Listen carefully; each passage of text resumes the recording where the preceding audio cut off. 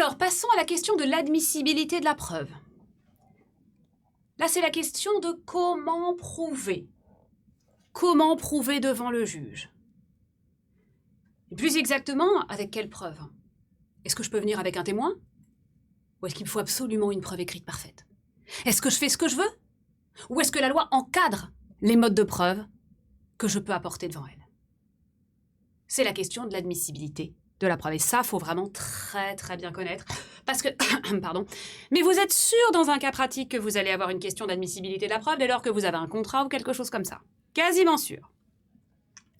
Alors, on va d'abord voir grand 1, le principe, la liberté de preuve, la preuve libre. Grand 1, la preuve libre. Alors, ça veut dire quoi, preuve libre? Ça veut dire que on peut prouver librement. Toutes les preuves sont admissibles. Les preuves parfaites, une preuve écrite, un témoignage, une preuve imparfaite, les indices, tout. On dit qu'on peut prouver par tout moyen, ce qui favorise la recherche de la vérité. Quand la preuve est libre, vraiment la loi se dit, moi ce que je veux, c'est qu'on connaisse la vérité. C'est ce qui est le plus important pour moi, donc prouvez avec ce que vous avez. Ensuite, c'est toujours mieux, bien sûr, d'avoir une preuve parfaite, mais toutes les preuves sont admissibles. Vous pouvez venir avec vos témoins, avec vos indices, avec tout. Alors, dans quel cas la preuve est libre? Eh bien, c'est le principe. Article 1358. Par principe, la preuve est libre, sauf si la loi en dispose autrement. Donc, ça veut dire que quand est-ce qu'on est libre? Parce qu'on sait que la loi en dispose autrement pour les actes juridiques supérieurs à 1 500 €. Ça veut dire que la preuve est libre pour les faits juridiques. Chaque fois qu'on doit prouver un fait juridique, quel que soit le montant, la preuve est libre. Un fait juridique, article 1100-2 du Code civil, ce sont des agissements ou des événements auxquels la loi attache des effets de droit. En gros, vous ne comprenez pas ce que ça veut dire, mais c'est tout ce qui n'est pas contrat. En gros, pour vous, les faits juridiques, c'est tout ce qui n'est pas contrat. Vous voulez prouver une livraison, vous voulez prouver un paiement, vous voulez prouver un accident, vous voulez prouver qu'il vous a frappé, vous voulez prouver un tremblement de terre, vous voulez prouver un vol, vous voulez prouver une inondation. Tout ça, ce sont des faits juridiques. Donc dans votre tête, fait juridique, c'est tout ce qui n'est pas contrat. Je veux prouver que j'ai peint le mur, je veux prouver que j'ai payé les 500 €, je veux prouver que j'ai livré la voiture, je veux prouver qu'il y a eu un accident. C'est un fait juridique et ça se prouve par tout moyen parce que c'est très compliqué de se préconstituer une preuve. Comment prouver un accident? On n'a pas pu se préconstituer une preuve par écrit. Bon. Maintenant, les actes juridiques inférieurs ou égaux à 1 500 €. Les actes juridiques sont définis à l'article 1100-1 du Code civil. Ce sont des manifestations de volonté destinées à produire des effets de droit. Alors, vous pouvez apprendre la définition par cœur, mais dans votre tête, un acte juridique, c'est un contrat. Et donc l'idée, c'est qu'à chaque fois qu'on veut prouver un contrat en dessous de 1 500 € ou jusqu'à 1 500 €, on peut le prouver par tout moyen. Pourquoi? Parce qu'en théorie, c'est tout à fait possible de rédiger un écrit. Voilà, c'est possible en théorie, mais en pratique, la rapidité de la vie économique fait que quand on achète une baguette de pain ou quand on achète une plaquette de beurre, ce serait un enfer s'il fallait à chaque fois rédiger 2 exemplaires. Donc c'est possible en théorie, mais pas en pratique. Et donc la loi en tire les conséquences. Pour prouver des faits juridiques, c'est pas possible de se préconstituer un écrit. Donc pour prouver un fait juridique, prouve par tout moyen. Pour prouver un acte juridique inférieur ou égal à 1 500 €, c'est possible en théorie, mais en pratique, c'est pas possible. Donc prouver par tout moyen. Voilà. Voyons maintenant, grand 2, l'exigence d'une preuve écrite parfaite. Donc une preuve écrite parfaite, on l'a dit, c'est soit un acte authentique, soit un acte sous signature privée, si c'est un acte synalagmatique, double exemplaire, mention du double exemplaire, double signature, soit c'est un acte unilatéral, un seul exemplaire, une signature, mention en chiffres et en lettres. Là, vous avez des preuves parfaites. Ok. Donc, l'exigence d'une preuve écrite parfaite. Alors, quand est-ce qu'on exige un écrit parfait? C'est l'article 1359 du Code civil qui renvoie au décret du 15 juillet 80. Chaque fois que vous voulez prouver un acte juridique supérieur à 1 500 €, un prêt, une vente, un contrat de bail de plus de 1 500 €, il vous faut une preuve écrite parfaite. Pourquoi? Parce que c'est un acte juridique, un contrat, on peut se préconstituer une preuve, et au-dessus d'un certain montant, la prudence l'impose. Là, ce n'est pas des choses qu'on va faire 40 fois par jour. On peut prendre quelques minutes pour se fabriquer cette preuve. La prudence veut qu'on le fasse. Donc, si je dois prouver que je vous ai vendu une voiture à 5 000 €, que je n'ai pas d'écrit mais des témoins, le juge me dira, il me faut un écrit, vos témoins ne sont pas admissibles. Je veux juste un écrit, sinon vous ne prouvez pas. Et il y a aussi, vous le savez, nous l'avions vu dans le cas pratique, si je veux prouver contre un écrit, quel que soit le montant. Si j'ai un écrit, par exemple, je prétends que je vous ai vendu la voiture à 1 000 € et nous avons un écrit, vente de voiture 1 000 €. Et que vous dites, alors, ok, c'est vrai qu'on avait fait ce contrat, mais après on s'était mis d'accord et Annabelle, elle m'avait dit que finalement elle me la vendait que 800. Ok, donc là vous contestez un écrit. Et donc pour contester un écrit, c'est-à-dire vous dites en fait c'est une vente de 800 €, vous devez rapporter un autre écrit. Alors pourtant qu'on était en dessous de 1 500 €. Mais pour prouver contre un écrit, il faut une autre preuve écrite, parfaite. Contre un écrit, c'est un écrit. Okay. Voilà pour l'exigence d'un écrit parfait. Maintenant, il y a des exceptions. Parfois, on veut prouver un acte écrit supérieur à 1500, un acte juridique supérieur à 1 500 € et on pourra le faire sans écrit. Parfois, on veut contester un acte écrit et on pourra le faire sans écrit. Il y a plusieurs exceptions. Première exception, l'article 1300, il faut les connaître toutes. Article 1360 du Code civil. Quand il est impossible de rapporter un écrit. À l'impossible, nul n'est tenu. Si c'est impossible, c'est impossible. Le juge va pas dire oui, mais moi je m'en fous, je veux un écrit. C'est impossible. Alors, il ne suffit pas d'arriver et de dire c'est impossible. Il faudra le prouver. Ce sera la première étape. Prouver que c'est impossible. Alors, c'est quoi une impossibilité ? Ça va être par exemple, prouver vous aviez rédigé un écrit mais qu'il a disparu dans un cas de force majeure. Donc c'est la première chose que vous devez prouver. On avait rédigé un écrit, mais chez moi il y a eu un incendie, tous mes papiers ont disparu. Ou il y a eu un cambriolage, tous mes papiers ont disparu. Ou il y a eu une inondation, tous mes papiers ont disparu. C'est la première chose que vous prouvez. Et là, c'est des faits juridiques. Prouver un cambriolage, prouver un incendie, un tremblement de terre, donc vous le prouvez par tout moyen. Si le juge est convaincu qu'il y a impossibilité, alors il vous dira, ok, prouvez-moi votre contrat de prêt par tout moyen. J'écouterai vos témoins. Donc d'autant prouver l'impossibilité, prouver ensuite le prêt par tout moyen. Ou alors, vous pouvez dire, je ne peux pas vous rapporter d'écrit parce qu'on n'a pas pu en rédiger. C'était impossible d'en rédiger. Donc il faudra prouver, cette fois-ci, c'est pas qu'il a disparu, c'est que vous n'en avez pas rédigé. Pourquoi ? Parce que c'était impossible matériellement. Enfin, on était dans un endroit, il n'y avait pas de stylo, il n'y avait rien. Bon. Mais c'est surtout l'hypothèse où il y a une impossibilité morale.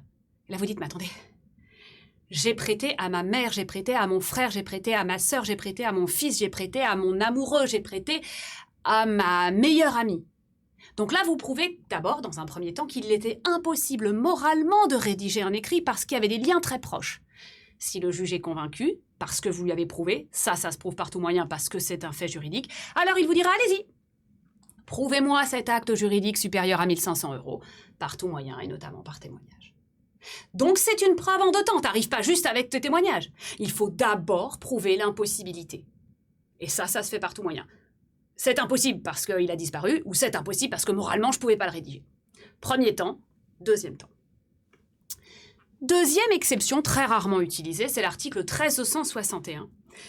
Si vous n'avez pas d'écrit parfait, vous pourrez prouver par un serment décisoire ou vous pourrez prouver par un aveu judiciaire. Quel est le point commun entre l'écrit parfait, l'aveu judiciaire et le serment décisoire ? Ce sont des preuves parfaites. Donc en fait, si vous n'avez pas un écrit parfait, mais que vous avez une autre preuve parfaite, ça passe. Alors le problème, faut pas trop compter dessus, quoi. Je prétends que je vous ai prêté 5 000 €, j'ai pas d'écrit. Faut que j'espère que vous avouerez devant le juge. Je peux quand même pas trop m'y fier. Quant au serment, encore une fois, c'est peu utilisé. Donc oui, c'est possible. Enfin, c'est quand même relativement rare. C'est-à-dire qu'il faut que je compte... Là, je peux plus compter que sur moi. Je peux compter sur vous. C'est-à-dire que j'ai pas de preuves, j'ai même pas de témoins, j'ai rien.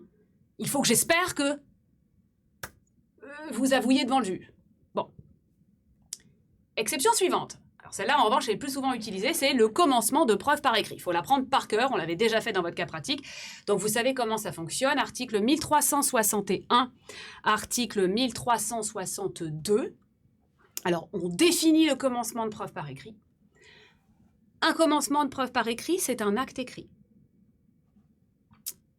qui émane du défendeur, qui émane de celui à qui on l'oppose. et qui rend vraisemblable, crédible, le fait allégué. C'est-à-dire que le juge doit être convaincu. Donc on a un acte écrit qui ne remplit pas toutes les conditions pour être une preuve parfaite. Cet écrit, il a été rédigé par le défendeur ou signé par le défendeur. Et, en le lisant, cela rend crédible ce que prétend le demandeur. Dans ces cas-là, nous avons un commencement de preuve par écrit, mais ça ne suffit pas. Il faudra que le demandeur corrobore, complète cette preuve par tout moyen, notamment par des témoignages. Donc j'ai prêté 10 000 € à Sophie. Elle m'envoie une carte postale en me disant « Chère Annabelle, merci pour les 10 000 € que vous m'avez prêtés, je vous les rembourse au plus vite, Sophie. » Si Sophie n'a pas écrit en chiffres et en lettres 10 000 € et qu'elle n'a pas signé, ce n'est pas une preuve parfaite. Mais c'est un acte écrit qui émane de Sophie, qui dit bien « grâce aux 10 000 € que vous m'avez prêtés ». Donc ça rend tout à fait crédible ce que je soutiens devant le juge. J'ai prêté 10 000 € à Sophie. Nous avons un commencement de preuve par écrit. Si je ne peux pas le compléter, si j'ai rien d'autre, c'est fini. En revanche, si j'ai par exemple un témoin qui dit « Ah bah oui, j'étais là au moment où elle lui a prêté les 10 000 €, là, le témoignage devient admissible. C'est une preuve imparfaite, mais en tout cas, au moins le juge peut écouter mon témoin pour compléter le commencement de preuve. »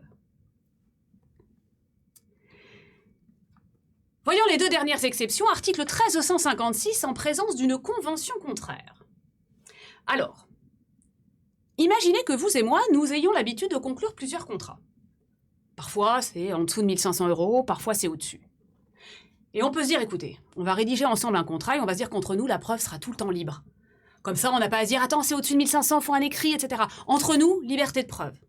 Bon. Et imaginez que du coup, je vous ai prêté 5 000 €. Et on n'a pas fait d'écrit.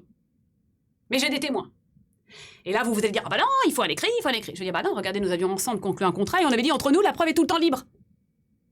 Donc si j'arrive avec ce contrat pour dire qu'entre nous, on a décidé que la preuve était tout le temps libre, le juge dira, ah bah oui. D'accord. Donc dans ces cas-là, prouvez par tout moyen, avec votre témoin.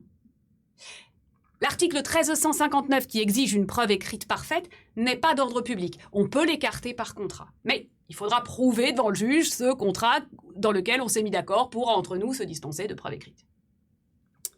Et enfin, article L110-3 du Code de commerce, entre commerçants, la preuve est libre quel que soit le montant. Acte juridique, fait juridique, quel que soit le montant.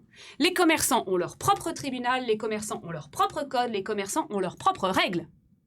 Alors attention, si en revanche on est face à un acte mixte, c'est ce qui est souvent le cas, un commerçant et un non-commerçant, vous achetez à la FNAC. Vous êtes non-commerçant, vous êtes civil. La FNAC est commerçante. Bon. Qu'est-ce qu'on fait? On applique les règles de liberté de la preuve ou on applique les règles du Code civil? Ça dépend qui est demandeur, qui est défendeur. Si vous êtes demandeur, si le non-commerçant, le civil est demandeur, il prouve librement. S'il veut prouver qu'il a acheté un frigo à 3 000 € à la FNAC, il peut le prouver par tout moyen. En revanche, si c'est le commerçant, la FNAC, qui cherche à prouver contre vous, contre le non-commerçant, que vous devez payer ce frigo, eh bien là, la FNAC, elle devra respecter les règles du Code civil. Donc contre vous, il faudra un écrit. Donc si c'est le civil qui prouve contre le commerçant, la preuve est libre. Si c'est le commerçant qui réclame quelque chose au civil, il lui faudra une preuve écrite parfaite. Voilà pour les règles de la charge, pas du tout les règles d'admissibilité de la preuve que vous devez connaître par cœur, mais notamment 1359, au-delà de 1 500 €, il faut une preuve écrite parfaite, ou si on veut prouver contre un écrit, il faut une preuve parfaite, exception. Et les exceptions principales, c'est 1360, l'impossibilité, 1361-62, le commencement de preuve par écrit, et les commerçants. Le reste, la convention contraire, c'est quand même plus rare qu'on la demande dans un cas pratique, et puis l'aveu judiciaire ou le serment décisoire, là aussi, c'est beaucoup plus rare. Donc, il faut les connaître, mais je pense que vous en aurez moins souvent besoin dans un cas pratique que l'impossibilité et le commencement de preuve par écrit ou éventuellement le fait d'être commerçant. D'accord? Vous aviez eu un cas pratique sur le commencement de preuve, vous pouvez avoir un autre cas pratique sur le commencement de preuve ou sur l'impossibilité morale. Donc, il faut que vous ayez vraiment cette démarche bien en tête. On ne va pas tout de suite sur l'exception. On commence par dire le principe, il faut un écrit, en l'espèce, il n'a pas d'écrit, donc il ne pourra pas prouver. Ah, sauf si il y a telle exception. OK? Voilà pour la question de l'admissibilité de la preuve, qui est une question très récurrente quand on a un cas pratique sur la preuve. À bon entendeur.